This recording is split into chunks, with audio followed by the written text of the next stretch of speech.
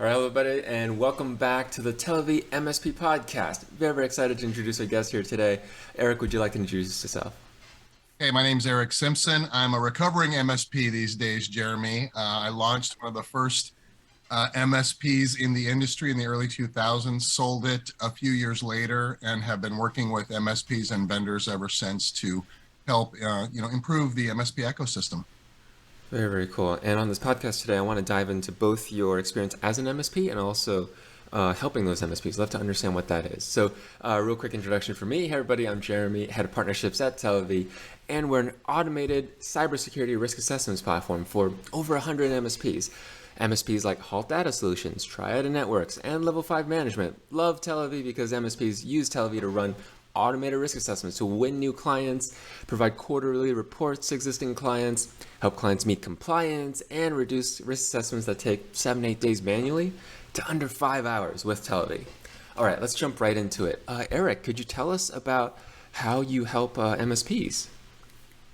Sure.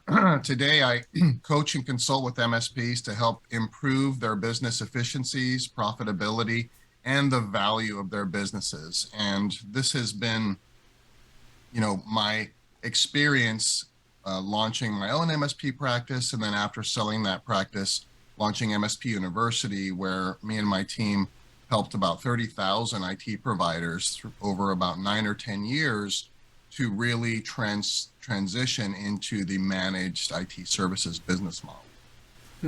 So to clarify, Eric, do you mean helping IT business owners transition from a break fix model to an MSP model? Correct, Jeremy. Back before managed services was managed services, we had an IT practice. I launched it in 1997. This was after spending a few years in the enterprise building out call centers and service desks for Fortune 1000 organizations. So decided, like many of us, that, you know what, I think I can do this better than, the folks I'm working for. So I decided to start an IT practice, and boy, the school of hard knocks hit pretty fast. We were like every other early IT provider back then. We were doing time and materials based services. We were delivering projects to clients basically in Southern California, where I'm where I'm based. And around about 2004, 2005-ish, so we launched in 97. So we had a pretty long run as kind of your typical IT provider. We started looking at ways to do more with less, to increase our efficiencies, to increase our profitability. And we knew, Jeremy, at that time, that if we wanted to hit our revenue goals, we would have to hire like 20 technicians and engineers and grow a company based upon the prevailing, service methodology back then, which was, kind of $1 for an hour of labor kind of thing. And that wasn't appetizing to us. So we thought, well, what can we do differently? And this is when we started coming up with the idea of flat rate IT. We didn't call it managed services. We didn't know what that was yet, but we said, hey, flat rate IT services. Can we flat rate this and deliver a series of services that can be measured for a flat fee per month, and then allow us to scale our staff that way? Because obviously some clients need more support, some clients need less support. So we were trying to figure that out. And that's what we went to market with around 2005-ish, and made a bunch of mistakes along the way, and then figured it out and became very successful at it, and started garnering the attention of vendors and other IT providers, especially vendors whose solutions we were using, like our RMM tool and our PSA solution. Vendors were asking us, what are you guys doing differently than all of our other partners? And we didn't know what they were talking about. And they said, you guys are landing these agents like nobody we've ever seen. You're growing so fast. And so when we started to share our methodology, that's when I think things started really clicking in these vendors' mind to say, well, hey, can you train our partners to do that? And that's kind of what got the snowball rolling. So then we started doing training for vendors. I spoke at pretty much every conference that was out at the time, and then really began building this process around how to improve, financial performance, marketing, sales, service delivery, project management, all the things that we had documented in our practice is basically what we then converted into a training program and then started training tens of thousands of MSPs over time with. Could you break down for me? You mentioned that when you switched to this flat rate, and I imagine flat rate came from like, every month or so you get a flat rate fee, and you almost like work as an employee, right? Like as part of a department of that company. Mhm. And I'm curious. You mentioned that when you changed to that managed service model, that you were getting more clients. Um, what do you think caused that, right? From a break fix model to a managed service model, what in that model gave you the ability to win more clients? Well, Jeremy, I'll say this. It wasn't easy. It wasn't easy because there was no one else doing this at the Mm, time. So if you think about it, this was completely new, even to our existing clients. So we had to come up with not only a portfolio of services and kind of throwing a dart at a dartboard, like how should we price it? Should we price it by PC? mm, Should we so we were going through all of that internally, but we decided that our approach would be to segment our existing customer base into kind of our A clients, our B clients, and then our C customers, let's say, right? So we had a pretty good idea who we thought our A clients were. I mean, the typical things that you think of. You've got a great relationship. They trust you. They listen to you. They pay on time. All these other things. Do we want to have would we like to have a beer with them? Do we like these clients? So we figured we'd had a pretty good shot at converting our A clients. Our B clients we weren't quite so sure, and then our C customers we didn't have a high you know a high expectation of converting a lot of those. We had about 220 or so total customers that we were billing kind of on a regular basis. I'd say something quarterly or biannually or something. They were consuming our services. So the A clients that we went after first, we basically asked them to trust us because mm, they're like, okay, Eric, look, we like you guys, we trust you. We don't really understand everything you're seeing here, but let's give it a try, right? So we converted all the A's, and then when we went after the B's, we discovered an interesting thing, Jeremy. We discovered that not only were there some A clients in that B segment in there mm, in disguise, that we hadn't realized it because we hadn't been spending time with them to develop them into that A, client qualifier. And then we also discovered that, oh boy, there are some C customers that we thought were B clients in here as well. So we converted, I'd say, more than half of the Bs, but then the rest were the C customers that basically we approached them and none of them were having it. They were firmly, satisfied with, if it breaks, then we call you and you come fix it and come fix it now and make it cheap, right? So we had these C customers that over time we exited. So mm-hmm. over that 220 or so customer base that we started with Wow. over the next 9 months, we ended up with about just shy of 70 flat rate IT clients. And one thing that really surprised us, Jeremy, that I did not expect, well, a couple things. Number one, of course, our technicians were much happier, right? The morale in the company just shot up because now we're going after these types of clients, and this is how we're going to sell our services, and we can scale. And now we were actually generating more positive revenue. I was worried about exiting Mm, a bunch of C customers because we were generating about 50 to 60K in reactive break fix revenue every month. And I was loath to see that money go away. But the most surprising thing was that once we completely exited the C customers, we're only dealing with, I'll call them managed service clients now. mm-hmm. We were actually more profitable, believe it or not, because we weren't dealing with clients that wouldn't pay us or slow pay us or were Mm, negotiating on the invoices all the time or just noisy and bad fits for our organization. So it was a pretty interesting business educational learning curve as we went through this. We learned a lot of things about just general best business practices and who you should bring on as a client and who you should never bring on as a client. I mean, always hindsight is 50-50, right? So we learned a lot through that transition. Absolutely. And I think that's a great lesson to learn, in that situation, right? Like for break fix businesses who may currently be break fix and maybe on the edge of, pivoting to an managed service model.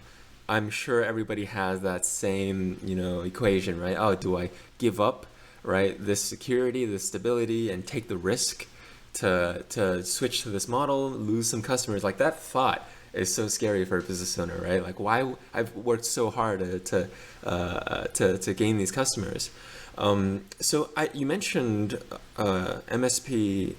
Was it university or academy? Mhm. MSP University. University. How could you tell me a little bit more about that, and also how that intersects with Channel Mastered as well? Sure. Once we really hit our stride with the MSP practice at that point, we gained some notoriety in the channel, in the industry, because we were very open and transparent and giving in terms of knowledge. So, hey, the rising tide lifts all, ships. So Yeah, yeah. we were very visible and were basically training IT providers to become MSPs ourselves directly, and then we were being engaged by vendors to help train their channels as well. Oh, And interesting. so around about 2007, we had been getting offers to to buy the MSP practice. You know, Not quite as like we're seeing M&A today, which is kind of crazy.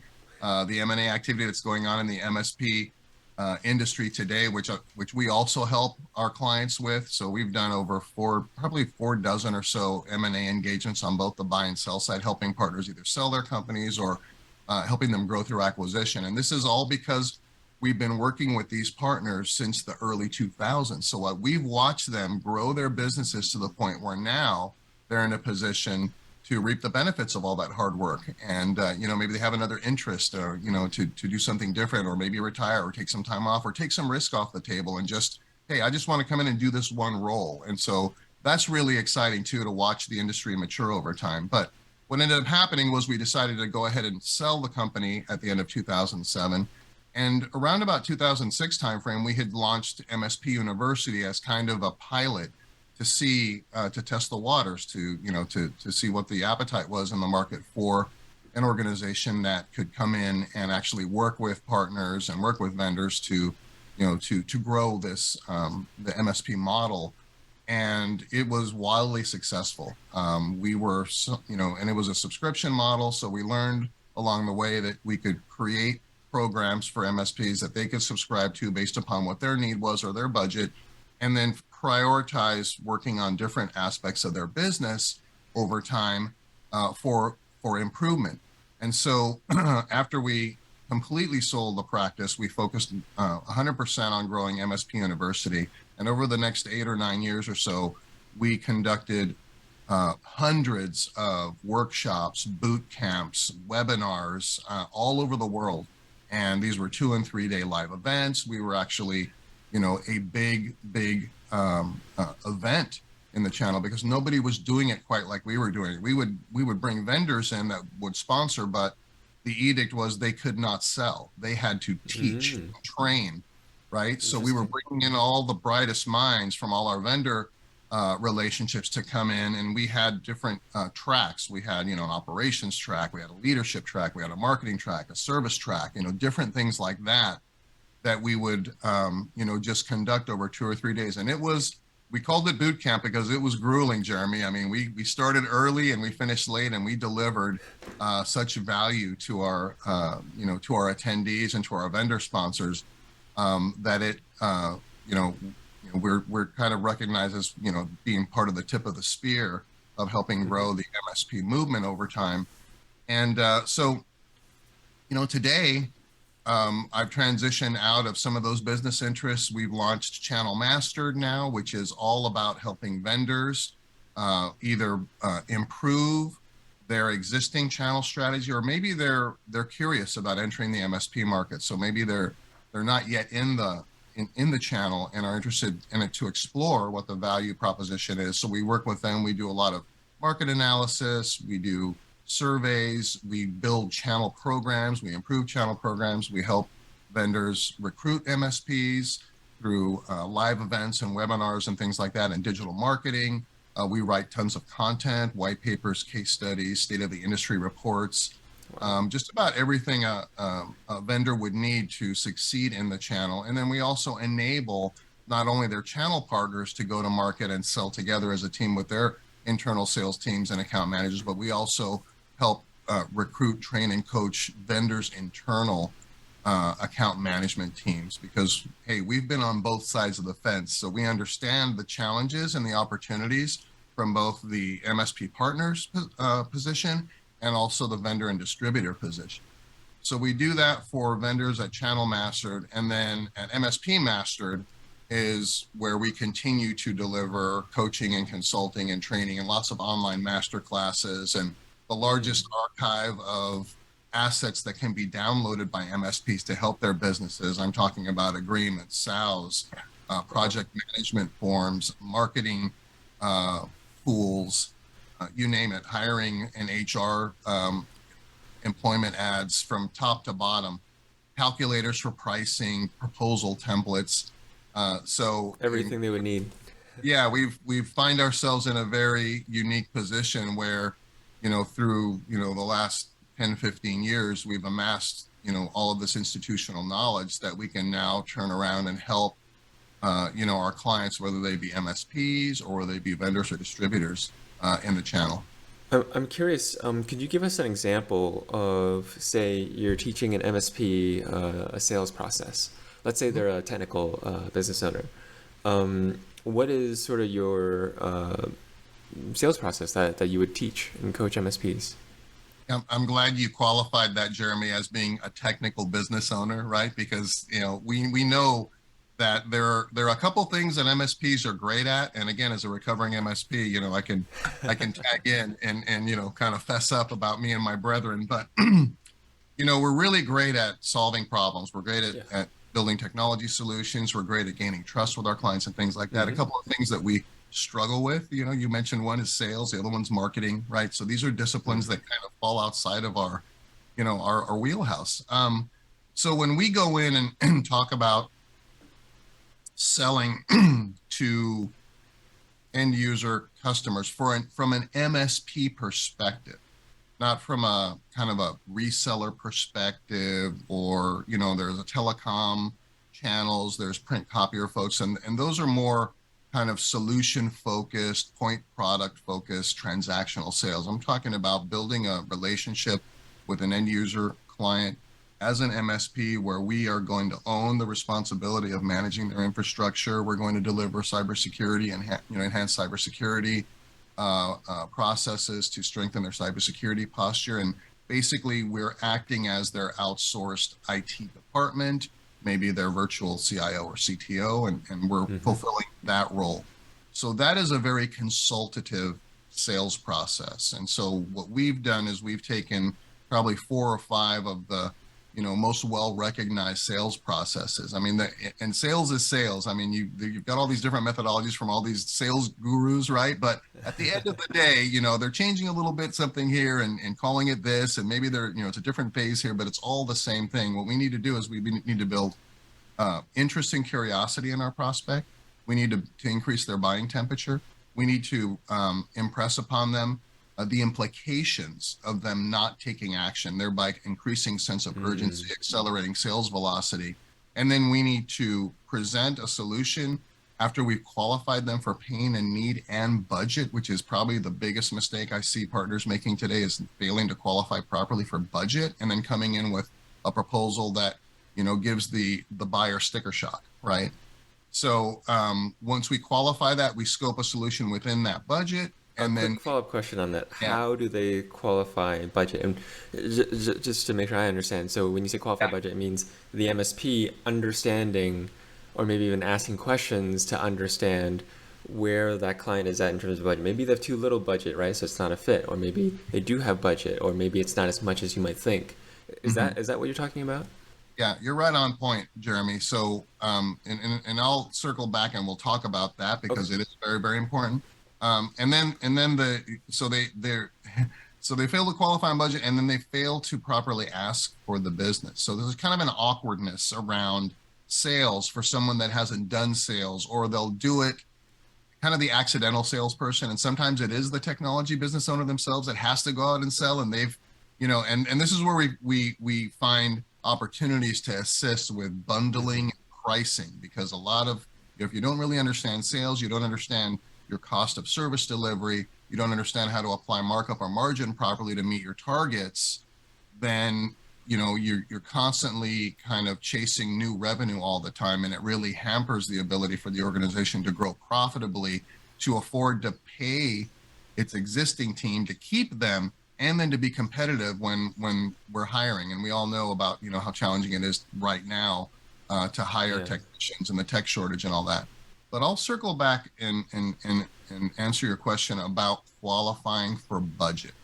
And it's a very interesting challenge, because when you break down what we're doing in the 7-step sales process, let me just list the 7 steps. The first step is prospecting and preparation. We're identifying who our target audience is. We're prospecting. We're trying to set an appointment.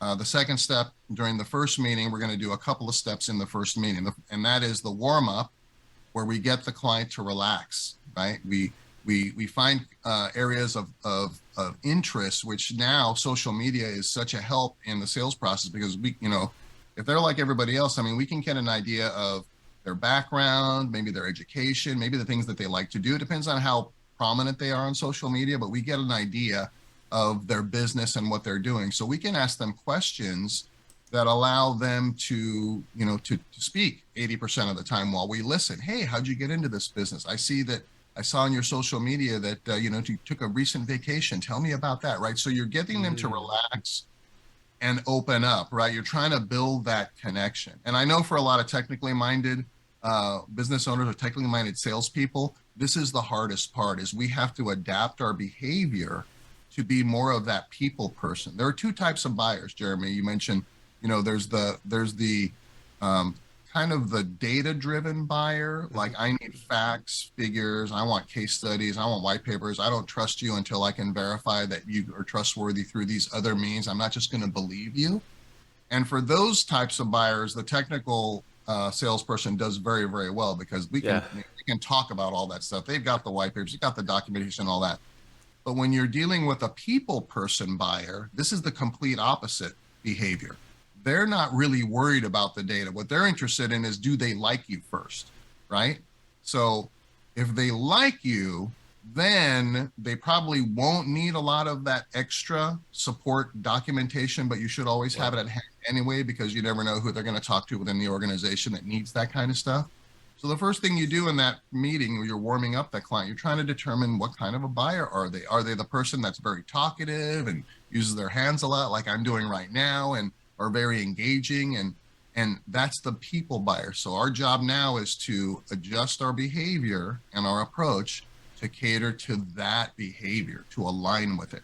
Now, if they are the opposite, if they're not answering your, the one word answers to your questions, they want data, that's when we have to, the mistake there is to try to be the people person salesperson at that point, because it's a mismatch, right?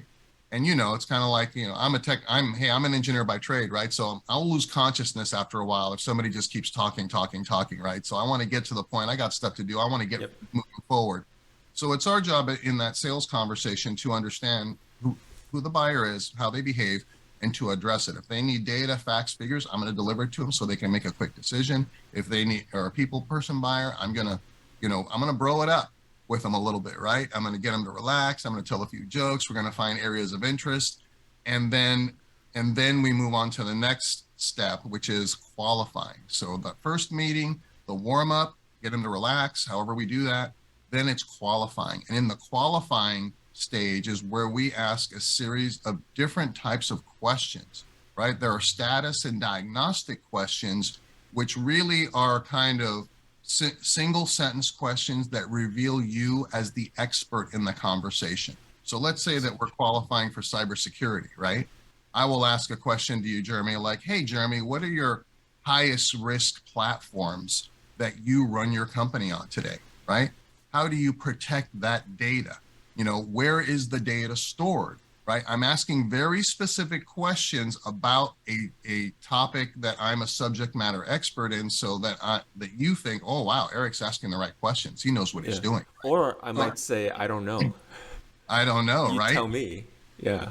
Exactly. And then that's when that opens the door up for us to do an assessment then. Hey, well, let's figure it out together. What for clients in your position, what we tend to recommend is an assessment to let you know what your status is right now and where the gaps are and how we can help, right? So we're qualifying, we're using status and diagnostic questions to reflect our expertise and build trust and confidence. And then we're using implication questions. And these are the questions that build that sense of urgency. Hey, Jeremy, you don't know, right?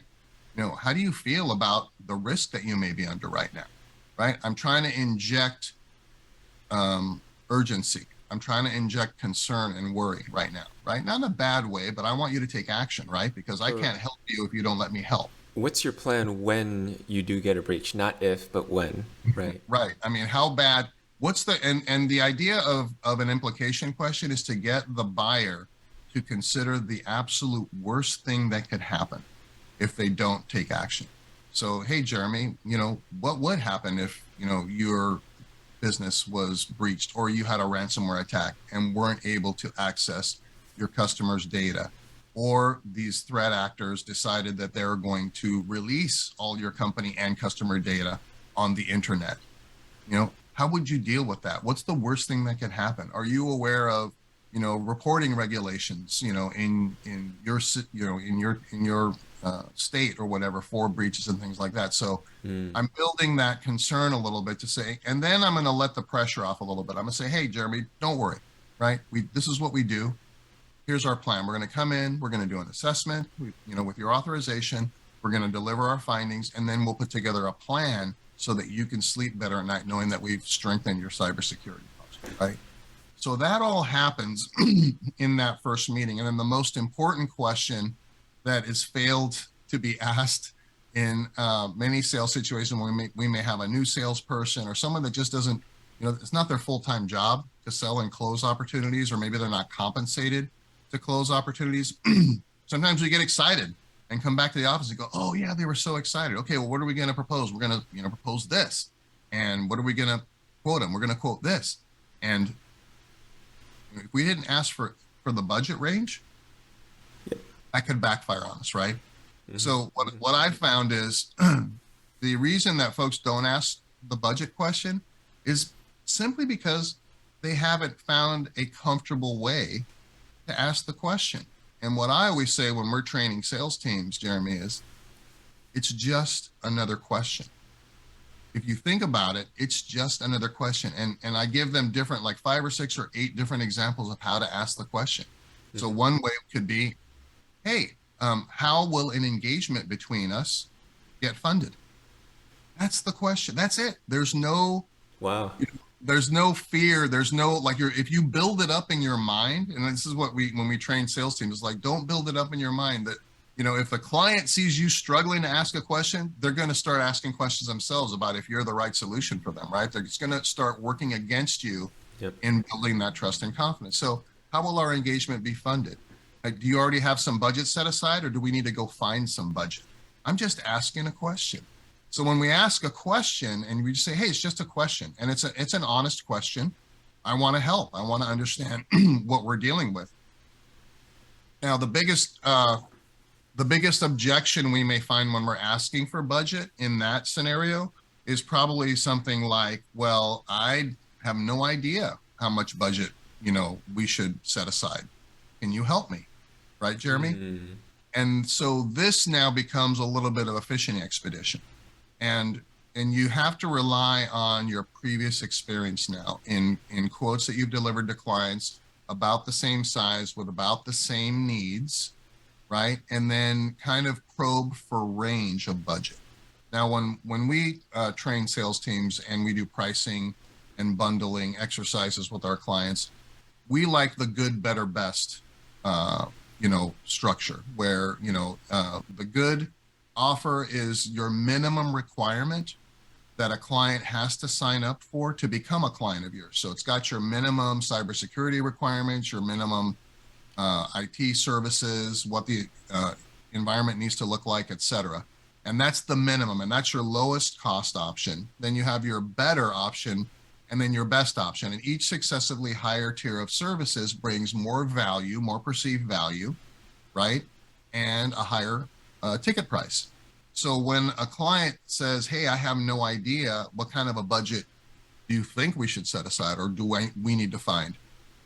What you can say is something like this, Jeremy. Well, for clients in your size with your needs, we typically find a budget need, and I never say price or cost. Don't use those, are bad words. Those are sales profanity words. Use the word budget, right? Business owners understand budget. If we don't have the budget, we can work to put together the budget, right? Nobody has money just laying around, right? So we typically find a budget requirement of between X and Y. X being, you've done some math in your mind, you know how many users there are and what you typically charge for that, right? That's your good price, and Y being your highest price. So you could say, hey, between $1,500 to $3,500 per month with maybe some upfront costs. Can you find some budget? And I like using the word find, right? Can you find some budget within that range? And I like using the word find, Jeremy, because it makes, forces the buyer to think outside the box a little bit. Of course, they don't have that just in their back pocket, right? But hey, can we, borrow some budget from over here? Can we do this? Can we move things around to try to find the budget? And if I've done a really good job qualifying and build that sense of urgency, they're going to be pretty motivated to try to find budget. So if I say, do you think we can find some budget within that range? And you say yes to me, Jeremy, my immediate follow-on question is, well, would you say that budget range would be more to the higher range of the budget or not, right? Because I'm trying to now figure out, are you a good, better, or best prospect for me? And if you say to me, hey, no, probably in the middle, then I know, okay, great. I can budget with my better package, and I've now qualified for budget. So then I'll say to you, okay, Jeremy, if let us do our assessment. And once we're done, if we can put together a program that addresses all these needs and fits within this budget range that you've just expressed, would you be willing to move forward to take care of these, pressing issues, right? Again, I want to remind you of the worst thing that can happen. And that's kind of how we navigate that conversation. So that's the end of that meeting, right? We've qualified all the way from pain, need, urgency to budget range. And now I know whether or not you are a prospect for me or not. You could just as easily say to me, well, yeah, no, there's no way we could, even put together, even at the low end of that budget. And at that point, you've got to appreciate that client for taking their time and know that, it's not a fit, because obviously we need three things. We need three things to start a relationship, right? We need a pain or a need, we need a solution, and we need budget. 2 out of 3 isn't gonna achieve that. So we've got to let them try to find another solution, because we simply can't help them at that point. Absolutely. And for the MSP, I think it's, more worth their time to look for other clients, right, who do fit that budget and the need and the solution, than to keep trying to make the sale go through. So you mentioned early in your sales process that you ask the questions, you sort of highlight the areas that need attention or need addressing that they're not able to address, or maybe they don't know how to address. And then you go in and you say, okay, with your permission, we'll run an assessment. I've been talking to a bunch of MSPs lately, and the common thread that I'm finding is risk assessments, vulnerability assessments, seems to be a crucial part of everybody's sales process. And then, we do risk assessments. Yes, of and course. we automate them too. I'm curious just to hear from you, right? The coach, and what you've seen talking to and working with a bunch of different MSPs, not just owning your own MSP. How does risk assessments play a role, and what's, and there's a lot of different risk assessments out there and different ways to pursue risk assessments. Do you have any advice on how to do it right, I guess? Right? Yeah. So yes, risk assessments are a critical component of scoping a solution. I mean, we need to know what we're dealing with, right? So we need to understand what the current posture is of the organization in order for us to, you know, present to the client what the ideal outcome needs to look like, and then build a plan to get them there over time. And I recommend charging for those risk assessments. I have partners that are amazing at charging for the risk assessment. Everything has a cost, and you're going to find clients that will absolutely not want to pay for a risk assessment, and you're going to find clients that understand the need to assess what's going on. Kind of like going to the doctor, right? We're not just going to prescribe, a drug that might kill you by accident. We're going to give you a full physical, and we're going to, look at your chart, and we're going to analyze everything to put you on the best course for improvement. But if you can get the client to agree to pay for it, and then there's a couple of different techniques in doing this. There's one camp, Jeremy, that says, well, we'll charge them, but if they subscribe to our services, then we'll credit them that back. I'm not a fan of that approach, right? Because again, at some point you are devaluing the perception of your services, right? Yep. So it's got to be reasonable, right? So depending upon the severity of the situation, like if a client is ransomed right now, they are highly motivated to pay anything you ask to help them, right? And I'm not suggesting we take advantage of them. That's not what I'm saying at all. But take that same mindset and say, well, at the end of the day, we have to be profitable in order to support these clients moving forward. And if we're giving away our services before we've even closed an opportunity, we've already eroded the margin of any future services we're already delivering to them. Also, it takes this revenue to fund your own MSP so you can provide the most professional and best service, right? You use the best tools and put in all the labor, right? And do all the due diligence, to provide that service, Exactly. So I'm gonna offer the solution, right? And it's the best of both worlds. And this is what we charge for an assessment. And if you agree to allow us to, remediate and enter into an engagement with us, what we'll do is we'll defray that investment over the first 12 months of the agreement or something like that. You're not giving it away, but you're saying, hey, we've got skin in the game. We want you to put some skin in the game. And together, if it makes sense, then we will credit that, or we will defray the cost. I'm not saying credit. I'm saying we will add that over. Let's say it's, you charge them $10,000, right, for the assessment.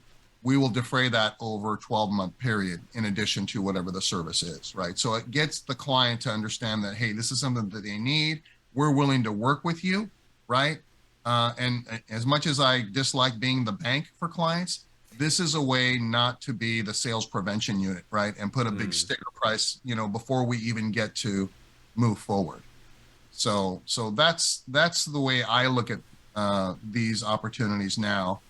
And, it kind of dovetails back into the conversation of how often are we raising our rates on a regular basis?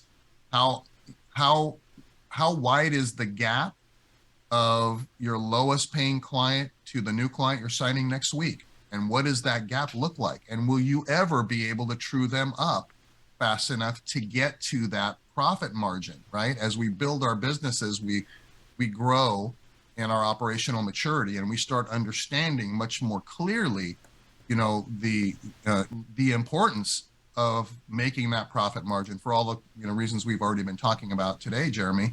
But boy, oh boy, I do a pretty controversial session where I talk about, hey, it's time to fire some customers and all the reasons why we need to fire customers, because if for nothing else, to stop bleeding profit, but also to make room for higher profit clients. The MSPs are always saying, I need to hire more techs. I need to hire more techs. Well, how many bad customers are you supporting? Right. Going back to, my own personal experience, getting rid of a bunch of C customers and finding out, holy cow, we're more profitable than we were before by before, right? So these are the things that we think about, once we kind of build a process for growth in our companies where we've solved, our solution stack. We've got a good marketing strategy. Our sales process is pretty consistent. I'll take consistency Yep. over perfection, right? What we don't want is the peaks and valleys of, closed sales and lost sales, closed sales, lost sales. We want a very steady progression of improved closed sales over time.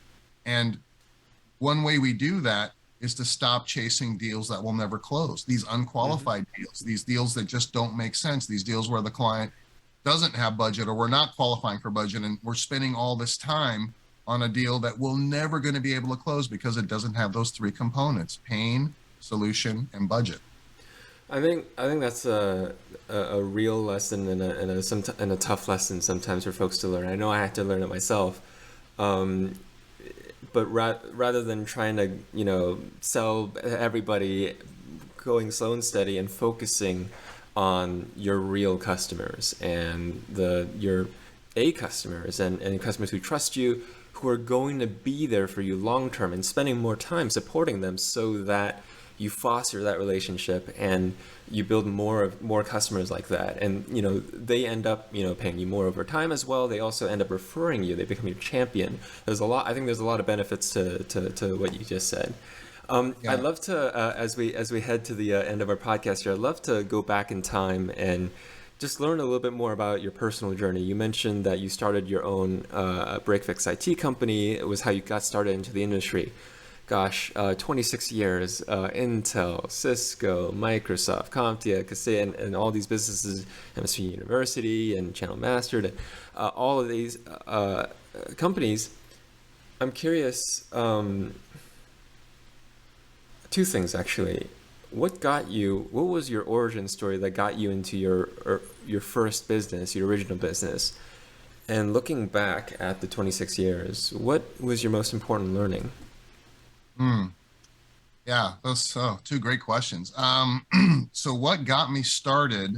It's interesting. If I think back on how worried I was when I was in school. I didn't have a lot of opportunity, and in my backstory, and I was always concerned. I was seeing the computer industry kind of like taking off, and I thought, man, I'm going to be left behind if I don't start moving in that direction. Well, life didn't work out for me like I would have liked, and I ended up, I was on my own since I was 16 years old. So I basically was on my own, living on my own, trying to find my way in the world at 16. And I just happened to fall into different opportunities in my younger years that kind of fostered this entrepreneurial spirit within me. Like I wanted to be, I wanted to dictate my own destiny. I did work for people. I had jobs and things like that, and I learned very, very quickly, how badly, one poor manager or leader could negatively impact my career and my life. And Yeah. after a couple of bad scenarios, I said, you know what, I'm not going to work for anybody anymore. And I started trying all these different entrepreneurial things. I ended up, at a large Fortune 500 IT company, and started at the help desk and kind of worked my way up all the way up to CIO, CTO level in a very short few years, but then experienced the same thing in the enterprise where, you can only get as far as, the leadership above you and their vision and things like that. And that's when I decided to exit. And that's my engineering background where, before I finally exited, we were building out call centers and service desks and things like that. And that's how I learned, ITIL and incident management and project management. We did, multi-million dollar projects. And so I had that in my DNA now. And I said, let me go out and start my own practice. And so that's kind of what propelled me to, again, just kind of the cards that I was dealt, saying, well, I'm not going to get any further here.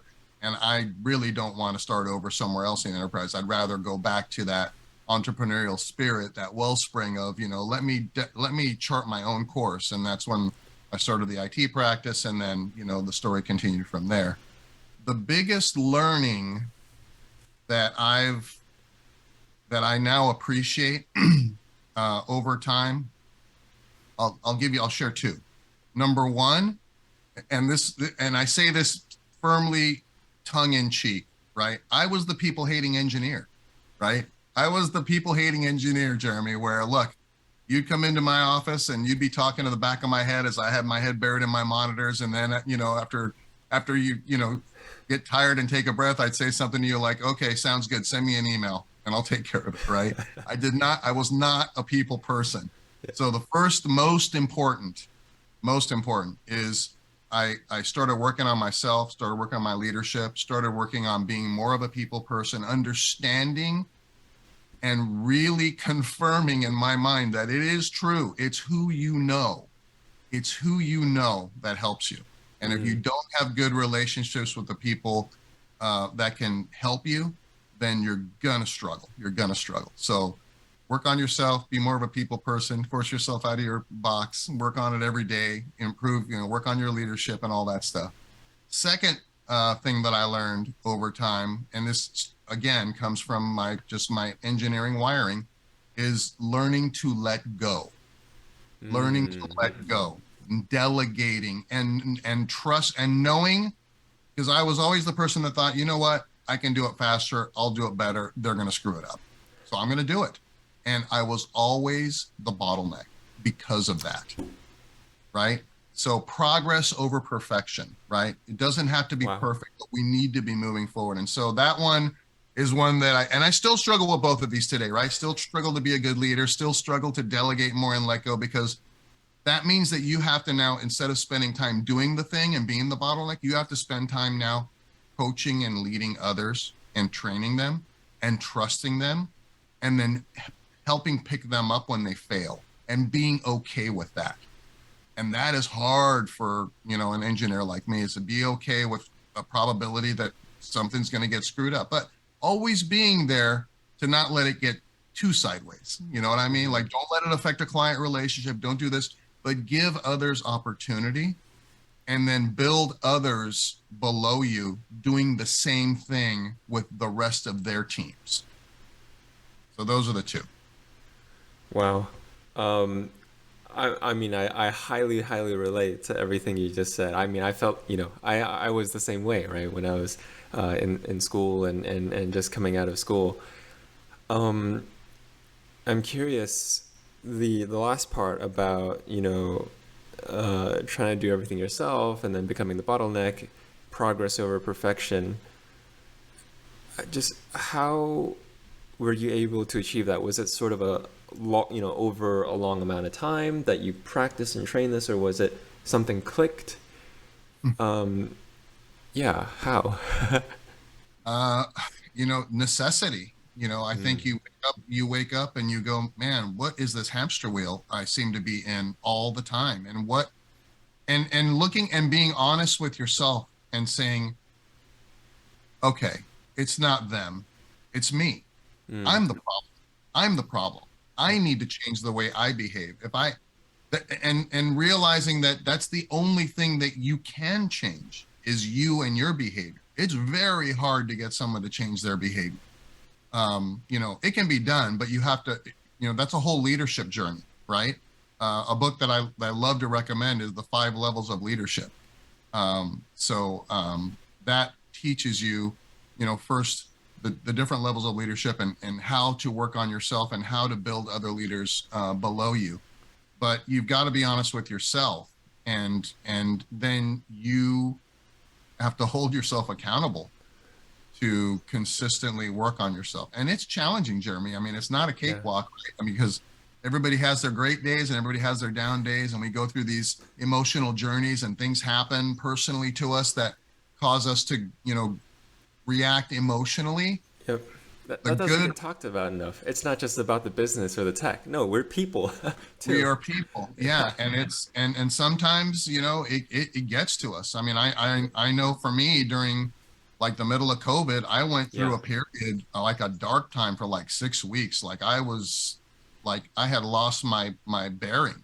Everything had just, and there were a lot of personal things, here that we were dealing with in the family and things like that, right? So you're like, wow, I've never experienced something like that. And, I think the guidance there is to, okay, experience that emotion, but set a time or a date that says, okay, I'm going to give myself this much time, and then, I got to shake this off. We've got to keep going. And knowing that when you're building a team of people that are relying on you, and in our organizations, I mean, we're all very, very closely knit, right? We're all like, we feed off of each other, right? And to understand the impact that you may have subconsciously on other people because you're kind of not responding to email, or you're not, Wow.